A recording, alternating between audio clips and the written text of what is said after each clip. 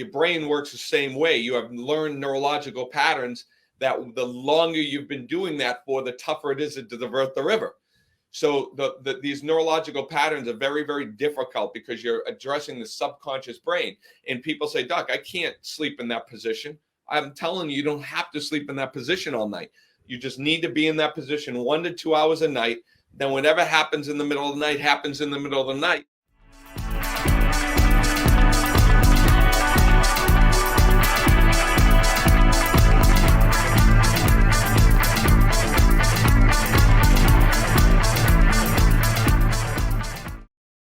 Hello, my friends, and welcome back to yet another episode of I Love Being Sober. My name's Tim Westbrook. I'm the CEO of Camelback Recovery here in the always sunny and always sober Scottsdale, Arizona, where my team and I, over the course of many years, have helped thousands of people on their path to recovery.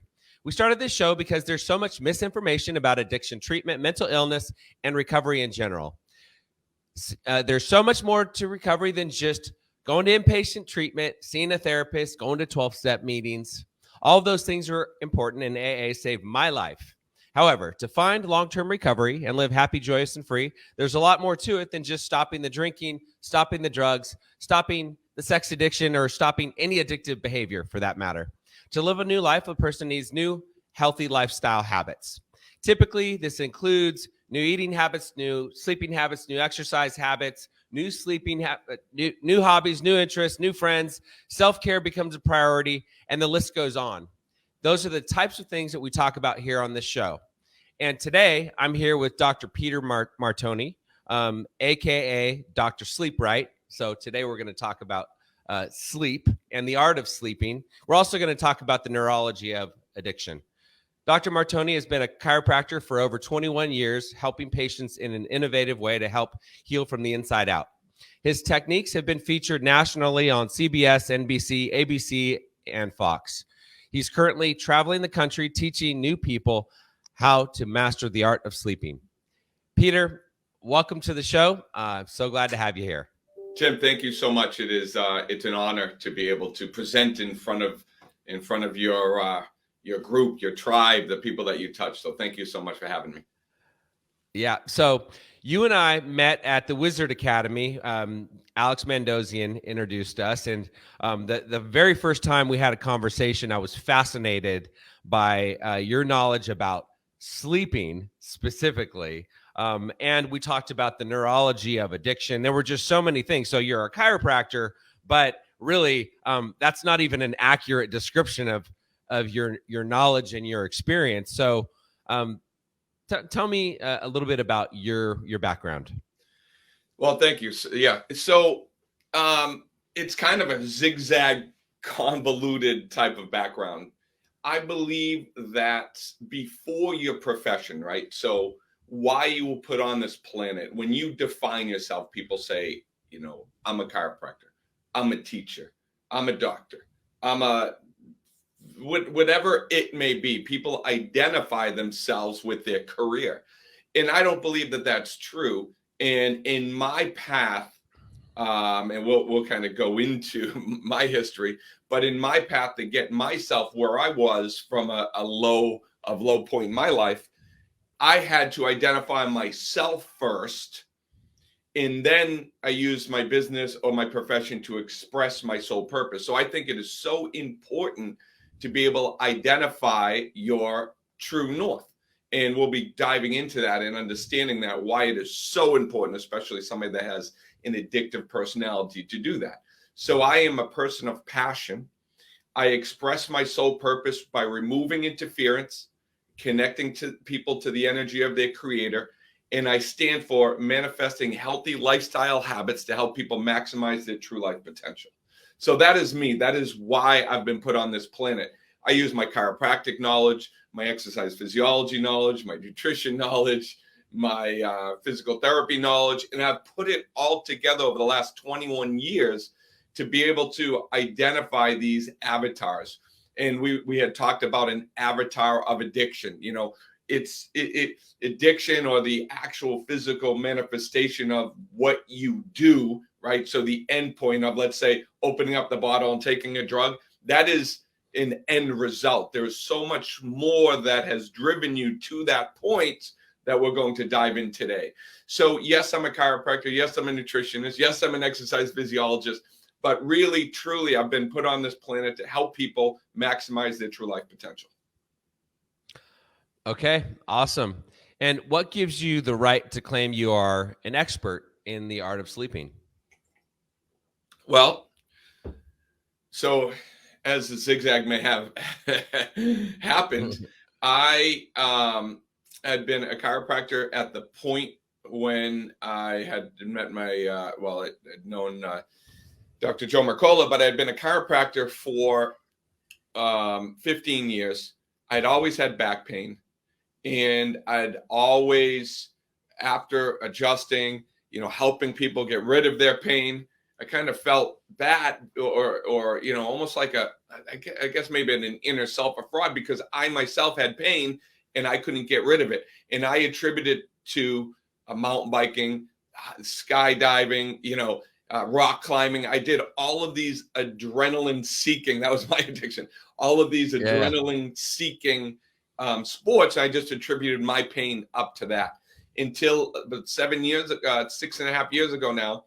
I went off a drop, twisted the wrong way, landed, felt a tweak in my back, and I had herniated my disc. So I'm a chiropractor. I'm sitting in the emergency room. My leg's numb. I'm hooked up on Dilaudid, and I just was at a really bad place. And they said, "How could it come to this?" I know structure. I thought at that point I understood structure better than anybody.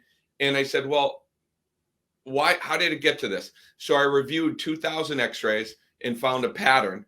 And through that pattern, I found that I didn't have a back problem all these years. I had a sleeping issue because the sleeping position was molding my spine the wrong way, causing my back to be an issue. So as my head came forward, it reacted a psoas major muscle, turned my lower back, and caused a weak disc due to a reaction to forward head posture.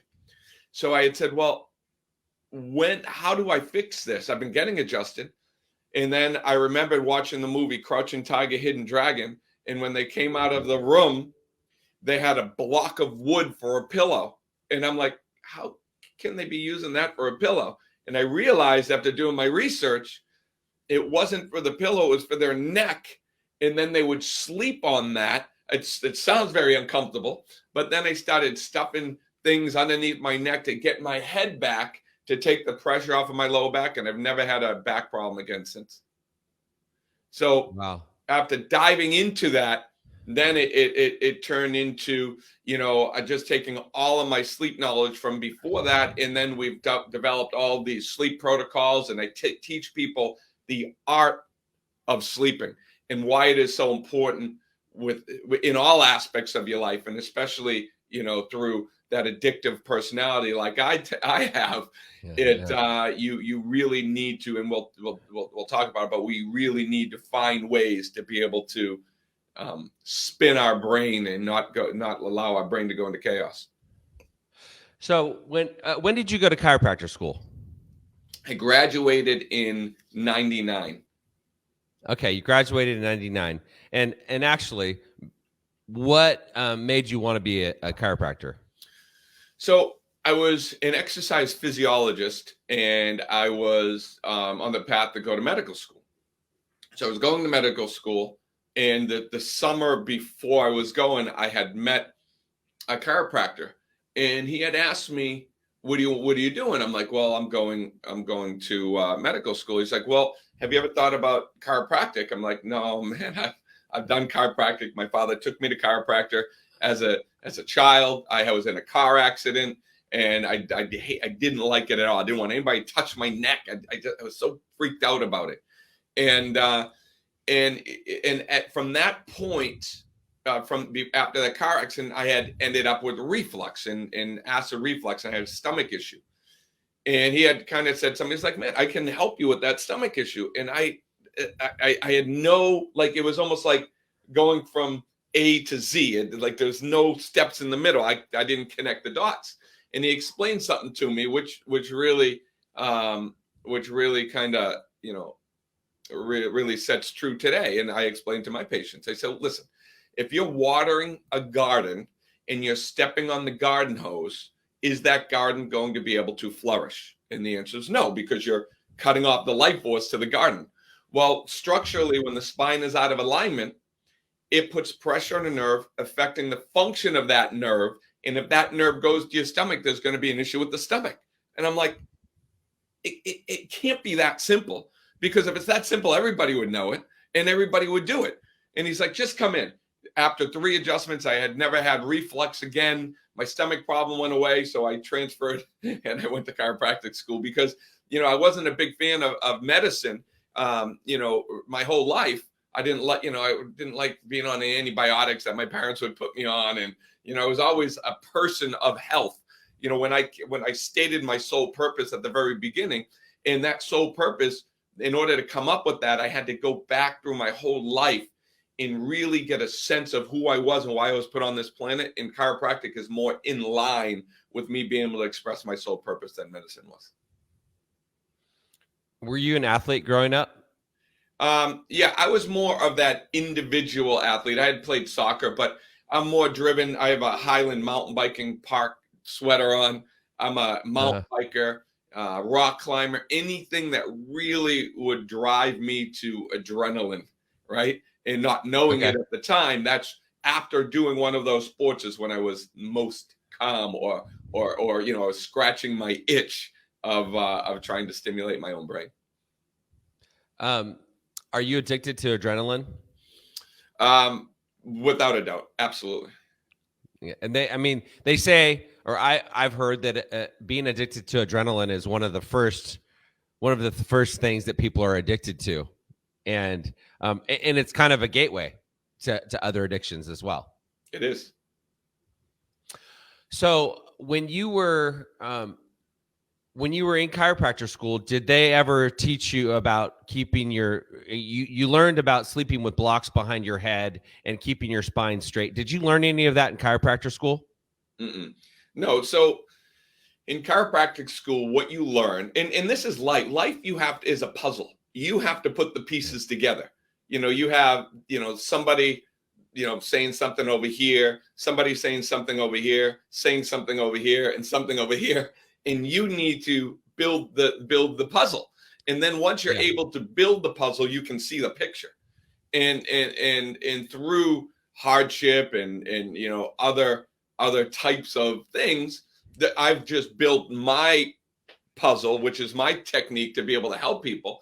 When you're in chiropractic school, it's part of the puzzle. It's part of what brought me to where I was. They got chiropractic school really solidified how important proper spinal alignment is to the overall mechanics of how the brain functions.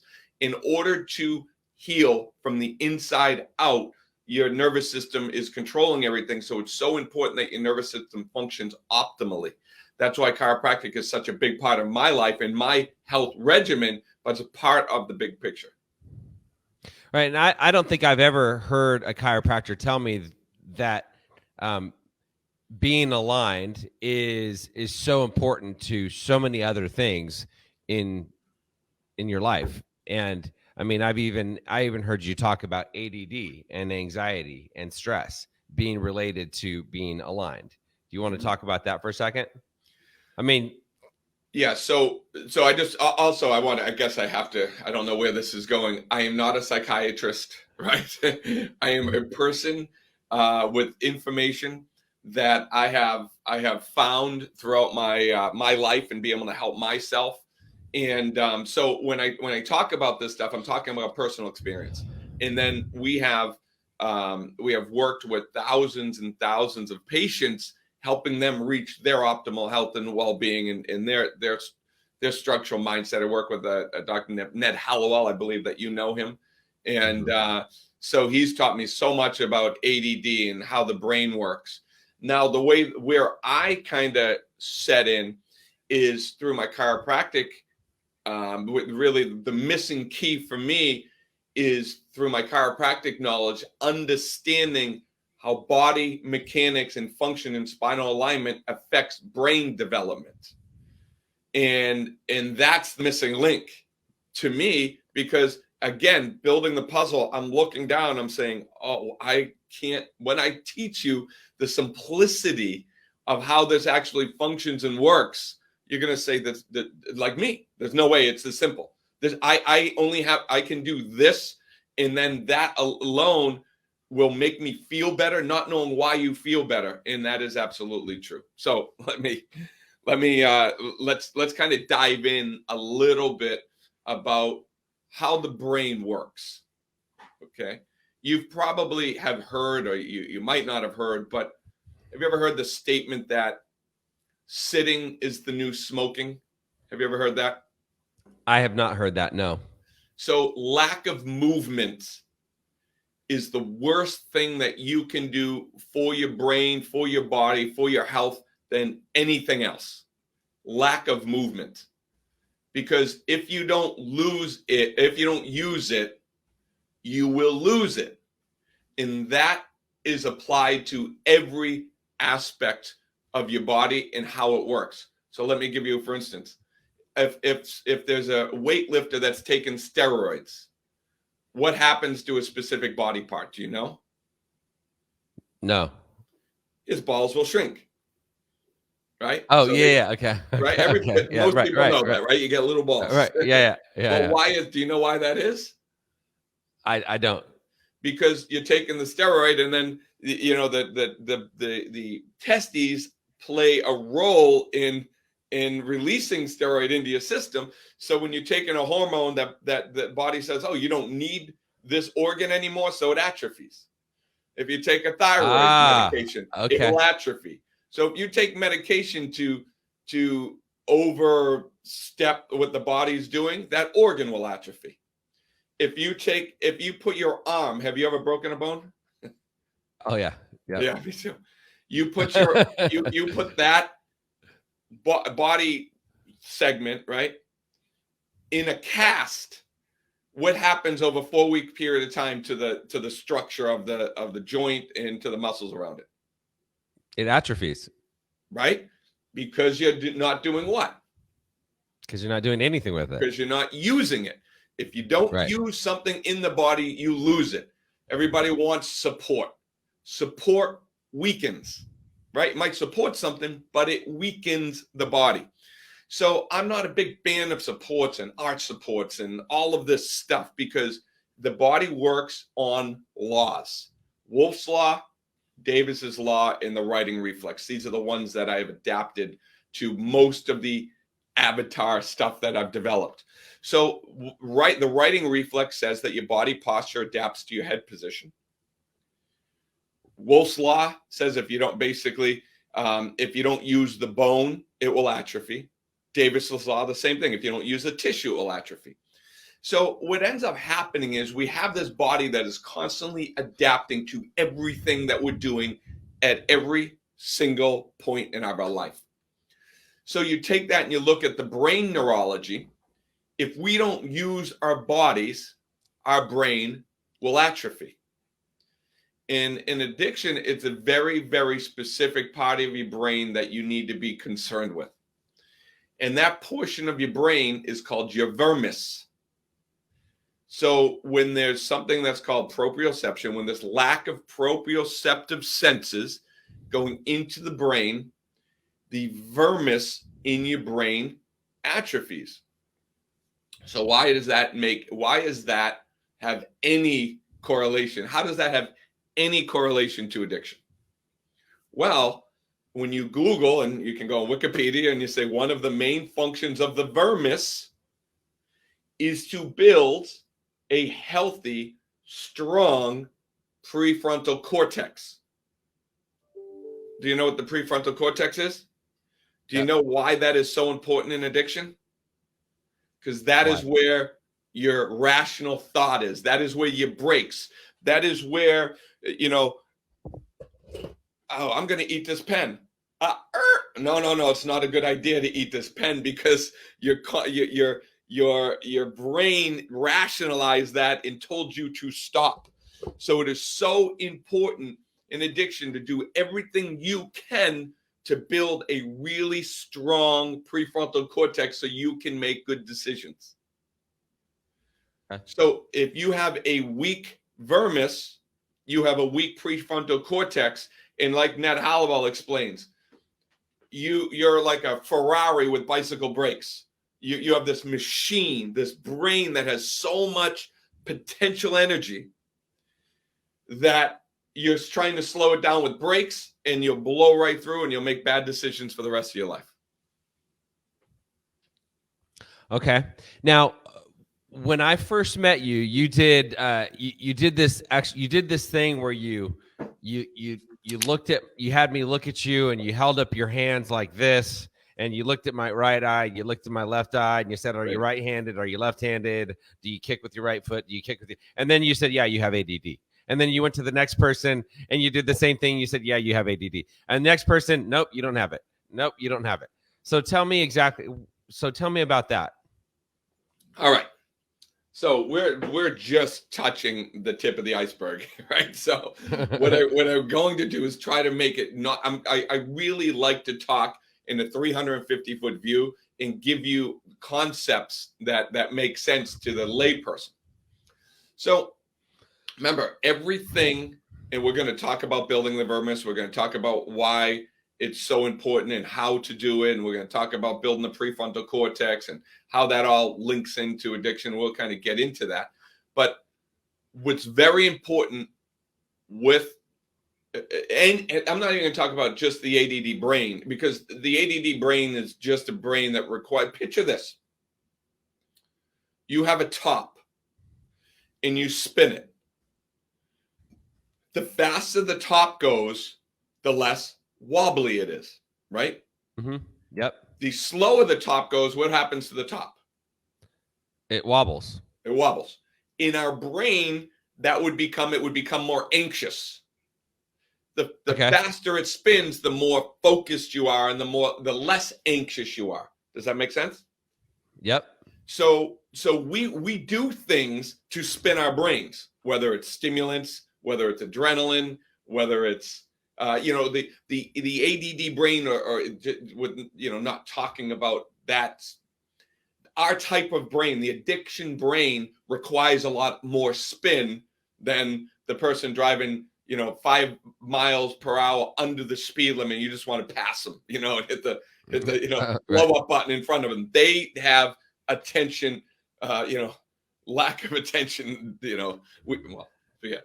So there are two different types of brain. One requires a lot of spin, and one doesn't require as much spin. Another thing that happens is there's a portion of the brain. So the ADD brain requires more spin in order to focus, to keep it focused. But the non-ADD person doesn't need as much spin. Yeah, exactly. They have lots of attention, so they can focus. They don't need a lot of spin. They don't need a lot of action. They don't need a lot of stimulus in order to focus. Right. So you'll notice, like, if somebody's doing this with their fingers, or they're running their leg, that they're stimulating their brain. So in order to focus. So they'll usually do that in low, like sitting at a dinner table. When they get bored, their fingers will start to move, because those are overflow movements that's trying to stimulate their brain to keep them focused. So in ADD brain also, or an addictive brain, it wants a lot of noise to study versus somebody that has the attention surplus disorder. They'll get distracted with the noise. The distraction to the ADD brain keeps it focused. Right? Gotcha. So that's why all they're doing is requiring spin. So one of the things that can mess up spin is like a computer there's a program it's called Defragging your hard drive. Do you know what the defrag button is in the hard drive? What it does is it puts all the files in the right places so that the computer can run more efficiently. There's a portion of your brain called your corpus callosum, which is in the middle. It's designed to attach the right side of the brain to the left side of your brain and makes these cross fiber formations.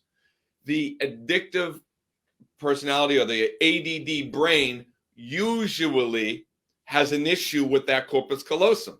So the right side and the left side, they don't talk. So just as a defragged hard drive, it takes a lot more for them to be able to get the spin going because the brain isn't communicating correctly. A really good, quick way to evaluate if somebody has a corpus callosum issue is to identify it's called lateralization. Are they fully lateralized? So most people should be right-handed, right-footed, right-eyed, right-eared, dominant.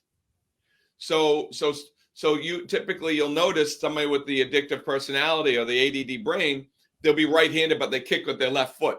Or they'll say, "Oh, I play golf lefty, but I can also, but I use, I use a tennis racket with my right hand."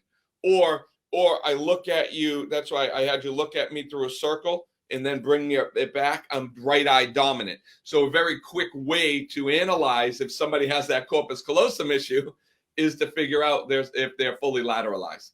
And there are a few tests that you can do that.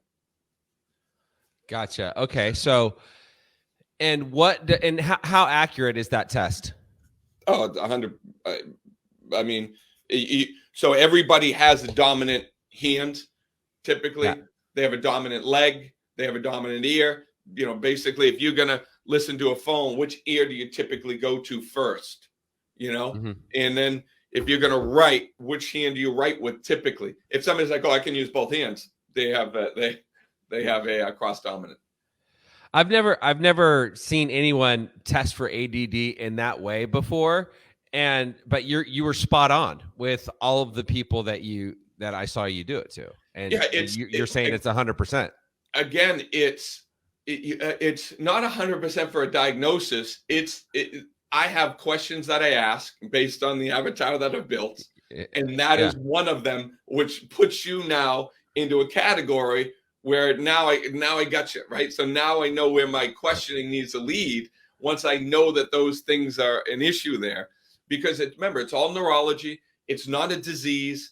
It's, you're whatever you have that personality, whether you use it to crave it through addiction or you do it through, being a workaholic, or you do it through exercise, or that your brain can get 100 times more accomplished than a different brain, but you can go enthusiastically in the wrong direction and end up somewhere where you don't want to be, and because you're scratching an itch. I mean, another thing would be craving carbohydrates. The ADD brain can self-medicate themselves with carbohydrates because your digestive tract or your stomach releases gluteomorphin when you have gluten, which is a morphine derivative, what goes up to the brain and makes you addicted to it, right? So there are all of these different things that are tied in, but really when you break it down simplistically, the body's just trying to spin the brain. And whatever you choose to use to spin that brain, you can be destructive or it can be constructive in nature. Okay, so you talk about carbohydrates and ADD, and so I know a lot of people do keto or paleo or high fat, high protein, very low carb, and I've done that, but I find that for me, I need carbs and complex carbs, but I need carbs. My body doesn't do well on the keto diet. Does that have anything to do with I should have ADD rephrased. I actually slipped a word in there when I shouldn't have. Gluteomorphine is a morphine derivative, which is released when you eat gluten. So not so much salad's all carbohydrates, right? But it's right. Okay, yeah. So it's the gluteomorphine. There's also galactomorphine through dairy products, but more specific gluten is what you'd be. So you don't have to be in ketosis. The thing that ketosis helps with is, remember, anything that messes up brain spin, and we're going to kind of go back to this because there's something that we skipped in the neurology. So I do want to get back to it. But anything that messes up brain spin is going to make you more anxious. Remember, it's going to be more wobbly. Mm-hmm. Yep. So when your body burns carbohydrates, you release, let's say that's like burning a wood burning fire. That's like burning wood to heat your house, right? It's very sooty. There's a lot of byproducts from burning wood. So when your body breaks down carbohydrates for energy, there's a lot of byproducts, which can be inflammatory, which can also affect brain spin. When you break down ketones, which is the byproduct of fat metabolism, when you break down ketones for energy, it's like burning propane, a much, much cleaner energy source that has much less byproducts, that doesn't interfere with the brain spin. So when you need to have both, but when you have a higher carbohydrate diet, you're going to be more likely to slow the spin down in the brain. Okay. We're not talking about health. We're just talking about neurology and how what is healthier food for the brain to fire. And so is that why when people eat heavy carbs, they're more likely to be sluggish? Yes, absolutely. Because of the byproduct? Mm-hmm. Yeah, and that's also byproducts, and then you release an insulin, then you have a crash. So burning fat or eating fat is more like a time release capsule of energy versus just loading sugar right into the bloodstream.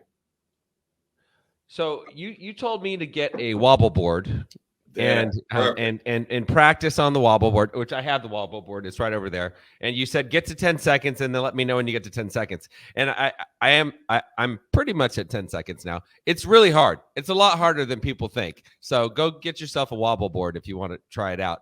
And I've had lots of people try it. And I remember I had my nephew stand on it and I was like, oh yeah, he's not going to be able to do it. Is what I'm thinking. He like sat on that thing forever, and he does not have ADD. And I have a pretty strong core, and I'm like, oh, I should be able to do this, no problem. And I think it's because of my lack of focus. Is that like my ADD is so talk to me about the Wobble Board here. All right. Well, first, that's just such a great segue into what we skipped, right? So. All right, we talked about it's all neurology. That I look at things neurologically. I don't, I have to do my own research and know what fits into know. If it doesn't make sense to me based on this avatar that we've created, I don't believe what people tell me. So when we go back, we talked about spin of the brain. We talked about atrophy of the vermis. Remember that vermis? So typically the addictive brain is going to have a smaller vermis or an undeveloped vermis. I mean, right now, just let's look at a child versus an adult, an elderly person. What does an elderly person and an infant have in common? They both wobble. They're all over the place. They're losing. They lose their gait, right? So they're unbalanced. An infant has an undeveloped brain, and an elderly person has an atrophied brain. So you can look at I don't know where you stand, but look at Joe Biden, the way that he walks, right? He has shuffling gait. He trips all over the place. That tells me he has an underdeveloped vermis, and he has a prefrontal cortex or executive functioning issue based on the way of watching him walk. So you don't need a cognitive test. I already know what his cognitive ability is just by looking. So that's the avatar. That's the neurology. So now let's look at what builds the vermis, right? That should be the next question. Because a lot of people just work on the prefrontal cortex and try to goal set and meditate, which I think is all important. But if you don't get at the structural issue of what's causing the atrophied vermis, you're always going to have an issue. What builds the vermis, when you Google it, it's proprioception. So you said strong core. I'd say uninnervated core. So you'd say, oh, my core is strong because you are consciously trying to, do sit-ups and work on it. But you're only working on it to make it strong. If it's uninnervated, it doesn't matter, right? I was working out all the time and I still had back pain. And it uninnervated is you're only in control 5% of the day. 95% of what happens to the subconscious brain. So you need to train your brain to get out of pain. You need to train your brain to address your addiction, in a very focused way. So 80% of all proprioceptive signals, are housed in the spine, right? So the spine has 80% of all the proprioceptive signals. A majority of those are right here, from your shoulders to your neck. Remember, I kind of look at x-rays. So when I see degeneration, and I see a lot of issues with the neck that affect range of motion, that affect the way that the neck moves and how fluid it is, I know you have an underdeveloped brain. So I know that the balance is going to be so hard for you because your neurology is screwed up. So that is why you want to maintain motion. You want to open up that space. You want to get on a wobble board. When you're able to do it, then I know what phase, where you're at neurology wise, then we can move forward with other stuff to work on. Does that make sense? Mm-hmm. Yeah. So just looking at somebody and taking a look at x-rays and stuff like that, I know how bad it's going to be and how hard it's going to be and how humbling it is for them. Like I used to work with Tim Thomas from the Bruins, helping them with hand-eye coordination. I had him on a wobble board. He's like, what the heck am I doing this for? Because you need to build the brain in order to have good hand-eye coordination. It's all, to me, neurology. It's all in the brain. So the wobble board is to build the vermis. Yes. And exactly. Not to build the prefrontal cortex, but that's a byproduct of building the vermis, but to help stimulate and develop the vermis. Correct. We are in the development right now of a very specific wobble board that you'll have these interchangeable bases, and when you're able to master it, you're good. So how often should I be practicing on this wobble board? It's sometimes I got to say it's humbling. Like I stand on, seriously, I can only do it for a couple seconds at a time. I am getting there though. I do get there, but sometimes it's hard work. So, right where you were in your life to where you are now, is that easy work to get to where you are? Absolutely not. And so you're firing in the neurology of your brain, to me, which is at the core issue. It could take months and months and months. You do it as much as you can. And just like, I ended up getting a unicycle back in the day to be able to work with my balance. That's how important balance is to me. Wow. Okay. What are some other ways to build the vermis besides the wobble board and the unicycle? Which sounds really hard. So it's super hard. So you work on your vermis, right? Where is 80% of all proprioceptive signals in the body housed? In the spine. So that's why chiropractic to me is so important to get adjusted regularly, because you break up the scar tissue, which is like a cast within that joint. Because when you atrophy the joint, you decrease proprioceptive signals and you atrophy the brain. So it's the same thing. That's why sitting is the new smoking. When you atrophy and you sit down on a couch all day long, you're decreasing proprioception and you're atrophying the brain, and everything else goes along with it. Does that make sense? So chiropractic care along with working on balance. And then the second thing is I had mentioned, and the third thing I've mentioned, but I kind of skated over it a little bit, but we'll go back to it, is adopting healthy sleep posture, not sleep position. Because my whole life, even before I was, before I was a chiropractor, I was a back sleeper. And I tell people, what position do you sleep in? Side, back, or stomach? Oh, most people sleep on their side, which screws up your spine. You sleep on your side, you're going to have a shoulder problem, a hip issue, a knee issue, because the body adapts to the stresses that you put on. And if you start on your side, you're going to toss and turn all night long.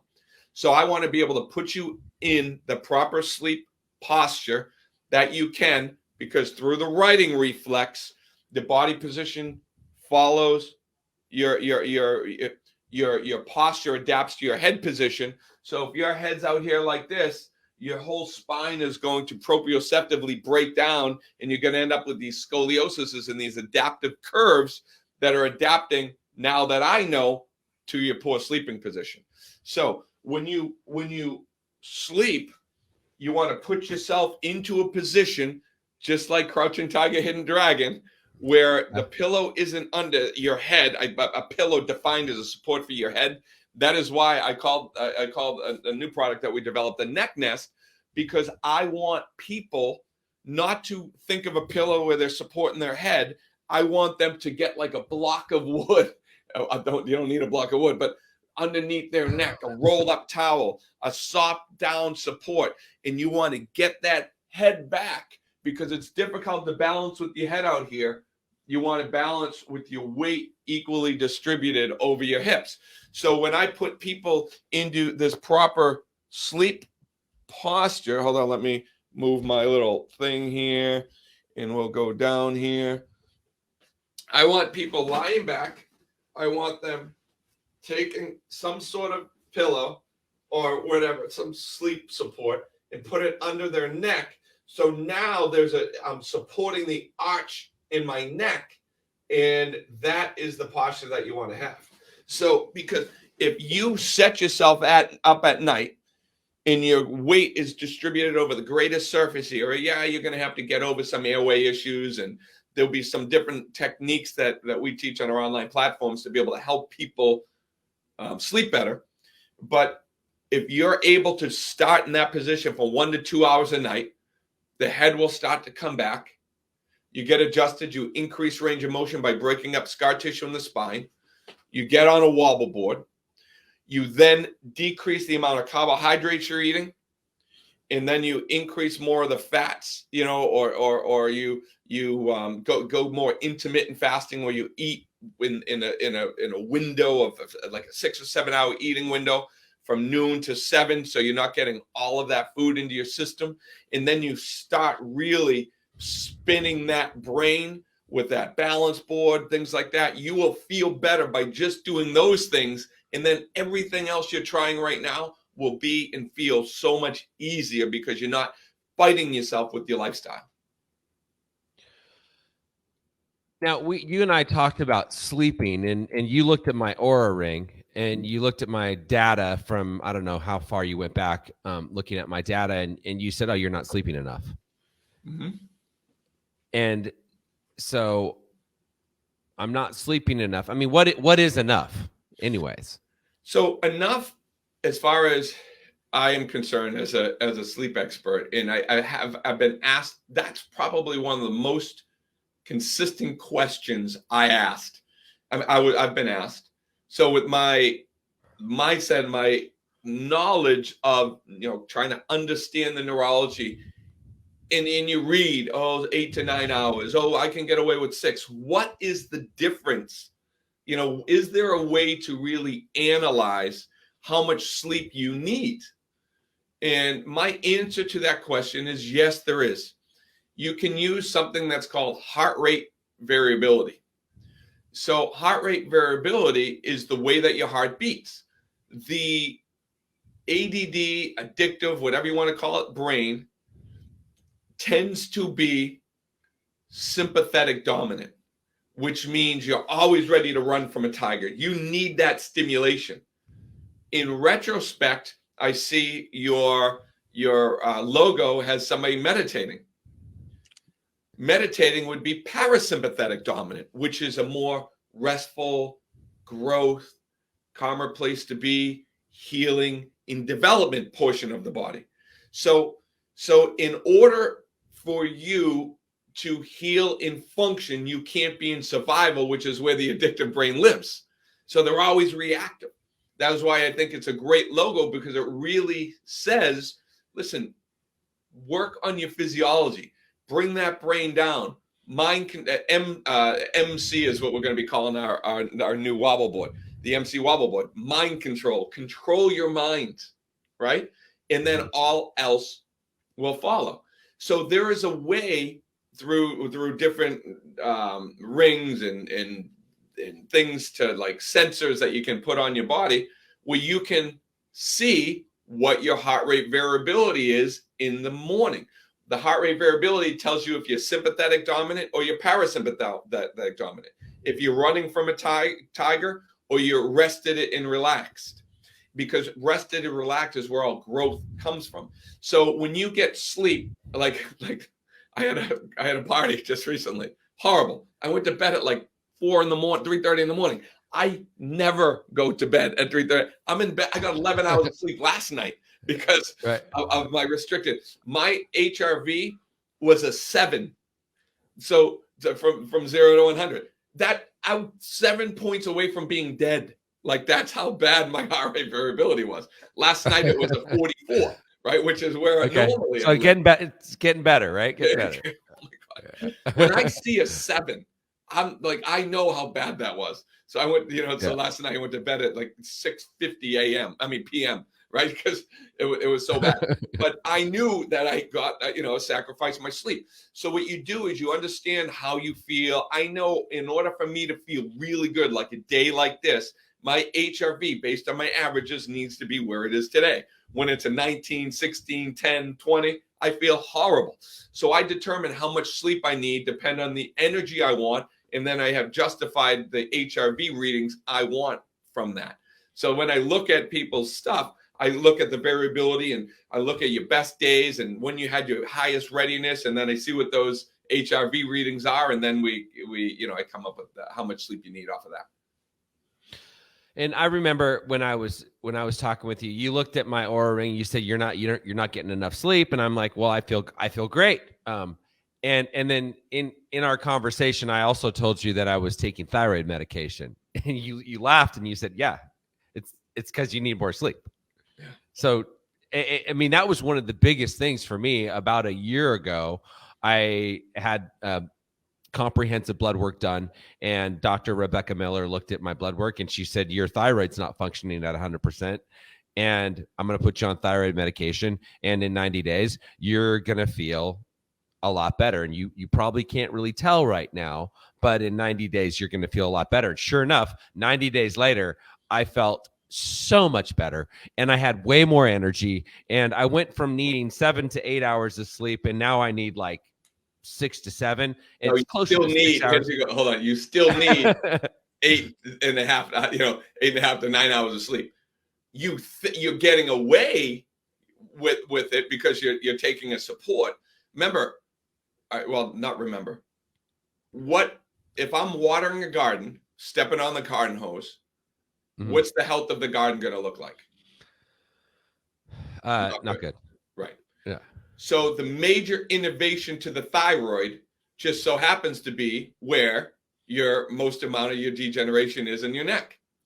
So it's no coincidence to me that you have atrophy compressing the nerve that goes to your thyroid. So your thyroid function to me is directly related to the pressure that's been on the hose your entire life. So now let's look at now taking a support for the thyroid. What's going to happen to the function of the thyroid taking a support? It's going to get worse. But you're going to feel better because you're taking something to make you feel better. So which I think is important for you to do, and I want you to feel better, but we have to understand and backtrack what is the major cause? What got you to here? I believe lack of sleep and degeneration on the nerve that directly innervates the thyroid. You still, even though you're taking the medication, you still want to work on uncompressing that nerve. And that's why I think it's important to work on the balance, sleep position, and get yourself adjusted. And so getting more sleep is that a way to, because right now, because I feel like I'm up. Like when I wake up early. I mean, I'm up at 4 o'clock and I'm up. I couldn't even sleep any longer. And sometimes I wake up at 3:30, 3:45, and I look at my clock and it's like, okay, well, I'm not going to go back to sleep. I'm not going to get any good sleep. It wouldn't even be worth it for me to go back to sleep. So I'm just going to wake up. I mean, how do I get myself to sleep more if I don't need any more sleep? If I feel like I don't need any more sleep? Right. So what we would want to do is we'd want to look at, so the Oura ring just tells you heart rate variability in the morning. You'd want to take a monitor and monitor what your heart rate is, what your what your heart rate variability is throughout the day. That's kind of how you would dive into something like this, and you'd want to see what it looks like, because the thyroid lives in the parasympathetic realm. The being awake lives in the sympathetic realm. So even though you're awake, you're being stimulated somehow through the sympathetic nervous system, probably releasing adrenaline into your system. So your awake hormones are suppressing your reproductive system, your digestive system, and your immune system. Those are all parasympathetic systems. So what I would want to do is I'd want to see what it looks like and then do things to stimulate. I mean, did I send you deep sleep? Did you try that?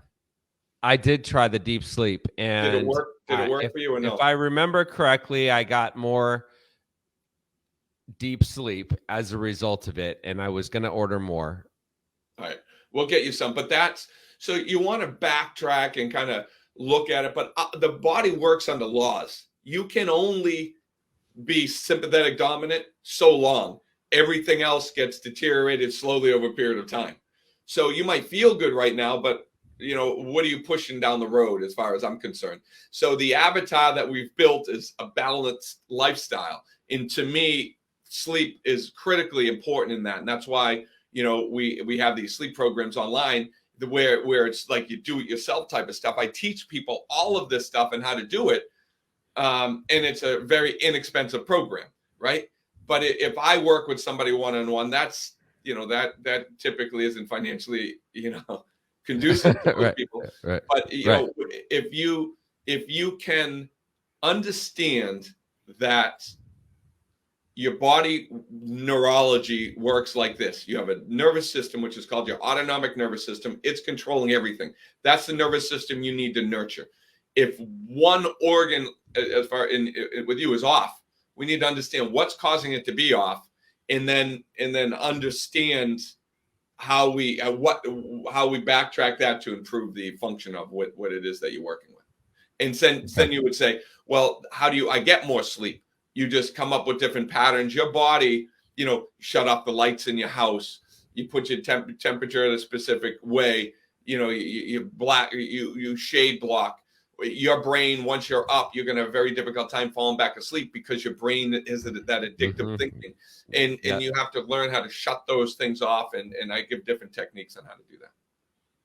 How important is it for someone to know, to have like an Oura ring or a Whoop, so they know their HRV, their deep sleep, their light sleep, their REM sleep?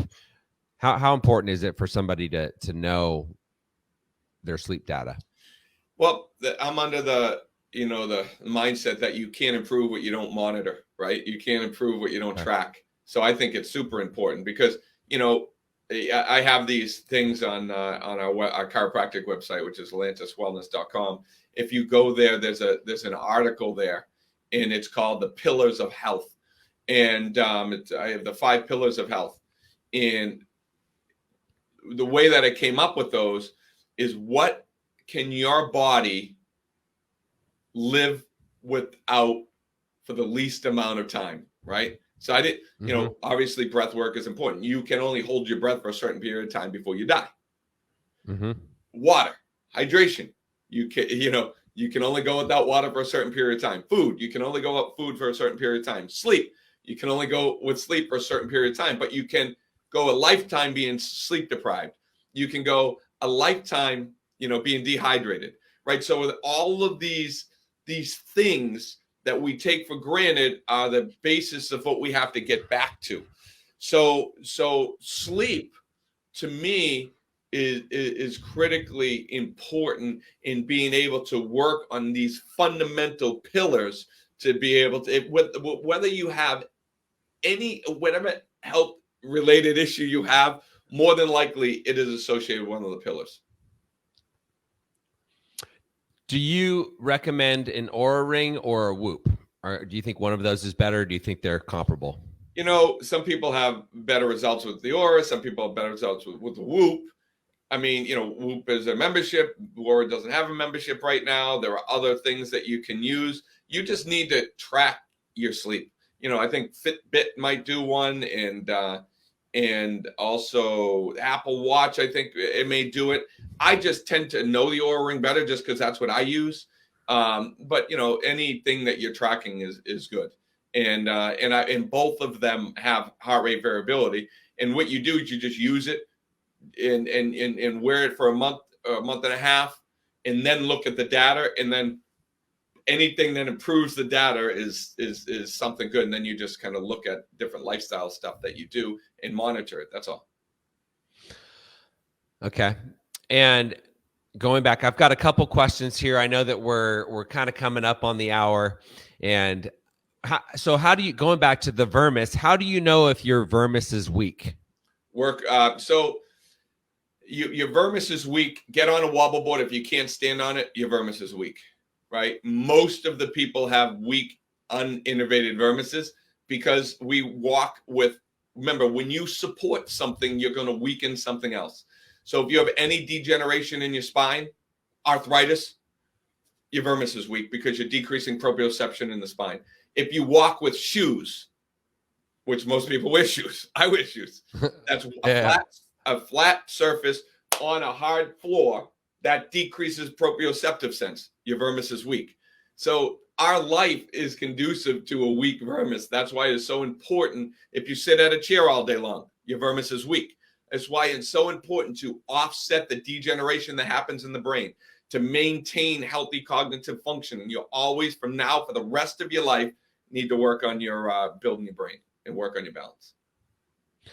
Okay, let's go back to the neck nest and sleeping on your back, because you told me about sleeping on your back, and since I've seen you, I know one person that sleeps on his back, and I remember the first time we talked, I think you said you could sleep on your back and you could have a cup of coffee or an apple on your stomach, and when you wake up, it'll still be on your stomach, which, I mean, to me sounds crazy because I sleep on my side and I put a pillow between my legs, and but I do roll over throughout the night. Yeah, after about 20 minutes, every 20 minutes. Yeah, probably. It sounds about right. Okay, so how do you go from being a side sleeper to sleeping on your back? Well, that's a very important, that's probably one of the most difficult and challenging things that we have in our sleep community is people asking that same question. It takes self-discipline. Remember, just like you not being able to be on a wobble board, you can't, because your neurology has built these rivers of comfort and consistency. In order to, if you kick out a dam at the top of a mountain, the water will just flow. Then after weeks and months, it'll create these channels and these rivers. Your brain works the same way. You have learned neurological patterns that the longer you've been doing that for, the tougher it is to divert the river. So these neurological patterns are very, very difficult because you're addressing the subconscious brain. And people say, Doc, I can't sleep in that position. I'm telling you, you don't have to sleep in that position all night. You just need to be in that position 1 to 2 hours a night. Then whatever happens in the middle of the night happens in the middle of the night. A year, 2 years later, a month, 2 months later, a week, 4 weeks later, your body will end up getting used to that position because neurologically, it will turn less and less and less as you stay more comfortable with it. But it's so important not to put a pillow under your head, but to support the arch in your neck when you're lying in that position. Even if you only do it an hour and a half a night, that's fine. Okay, so you just need to start doing it. That's it. Is what I'm hearing. Is just start doing it, which is similar to sleeping with tape on your mouth. Correct. You start with tape on your mouth, and then eventually you take it off, and then eventually you can sleep the entire night. Let's talk about tape over the mouth. Does that mean anything to you, or does that tape over the mouth makes you, because you don't want to be a mouth breather. That affects the brain. That affects oxygenation in your mouth. We were supposed to be taught as children, or we're supposed to be able to suck our tongue to the roof of our mouth and keep our mouth shut. A lot of people breathe out of their mouth, and they're mouth breathers. So to retrain the body to be a nose breather, you got to do different stuff like that. You can put tape over your mouth. I teach people to put the covers underneath their chin to keep their mouth shut. Different things like that. Remember, you only need to be in that position for an hour a night. Then go to your side. And then as I know that as you do it more and more and more, your body will get used to it. But the key is in taking a small pillow, a flat pillow, rolling it up, supporting your neck, or getting the neck nest, which is probably the easiest thing to do, is to get a neck nest from you, and just start that way. And I know one of the reasons people don't sleep on their back, or they say if you sleep on your back, you're more likely to snore. Mm-hmm. Is that true if you use neck support? Well, your airway will be opened up more by using a neck support. So you'll breathe better, but you can still snore more when you're lying on your back. That's why we teach people to use like a bed wedge, which sits slightly elevated. That will make you snore less. Tape over your mouth, something underneath your chin. They make all these snore devices that you can use, but you got to retrain the body how to breathe while you're sleeping. But like I said, those are things that come up the longer you stay on your back. I just want people to think 1 to 2 hours a night. That's it. Okay. Is there we're coming up on the hour here, and so we're about to wrap up. Is there anything that you wanted to be asked, but I forgot to ask you? No, I was writing stuff down as we went over this, and I believe we covered everything. And like I said, especially with me, and we didn't really kind of go into my deep story, but understanding that there's nothing wrong with you, and understanding on contrary, you have more potential than the person sitting to the next side, to the right of you or left of you, that doesn't have that type of brain that you have. It's just you want to take that race car engine for a brain, really start to build the brakes and put it in the direction in life that you're trying to go, and then you'll be able to accomplish so much more than most people. Awesome. And now, how can people learn more about you? How can people follow you? How can people find you if they wanted to find you? Yeah, so they can go. Things are being developed right now on the Dr. Sleep Right stuff, but they can go on Facebook and look up Dr. Sleep Right. That's me, DOCTOR RIGHT. And then they can also look up Neck Nest, which is Nest, NEST.com. They can go there. They can ask me questions. And, they can, we're on Facebook and Instagram and all that type of stuff. So those would be some good places to start. And if you have any direct questions, you can, go email customerservice@necknest.com and then, start to join our live talks that we do on Facebook and stuff like that. And you mentioned a sleep program that you offer. Yeah. So the sleep program is on necknest.com right now.